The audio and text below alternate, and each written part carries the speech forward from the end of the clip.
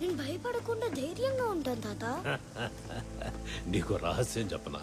మీ నాయన సింబా నీ అంతున్నప్పుడు ఉరుములు మెరుపులు వస్తే భయంతో వాళ్ళ నాయన వెనకాల దాక్కునేవాడు. ఎప్పటి వరకు దాక్కున్నాడు?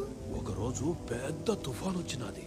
మీ తాతయ్య ముఫాసా మీ నాయన్ని సింహాసనం పైకి తీసుకుపోయా తనతో పాటు ఈ ప్రపంచానికి వినపడేలా గర్జించమని చెప్పినాడు. ఆ రోజు సింబా మహారాజుతో కలిసి చేసిన సింహ గర్జన భయాల సీకట్లను సీల్చుకుంటా పోయినాదే. కానీ నాకు నాన్నకున్నంత ధైర్యం లేదు. నేను ఎప్పటికీ ముఫాసా తాతంతో గొప్పదాన్ని అవ్వలేను. అట్లా అనిపిస్తుందా? అయితే నీకు ఆ కథ చెప్పాల్సిందే. అదే నీలాంటి ఓ చిట్టి సింహం కథ. ఆ సింహం రాజవంశంలో పుట్టకపోయినా కూడా మనందరి జీవితాలు మార్చిన రారాజు. ఆ కథ మిడతలు తింటూ వింటుంటే ఉంటుంది నా సావిరంగా.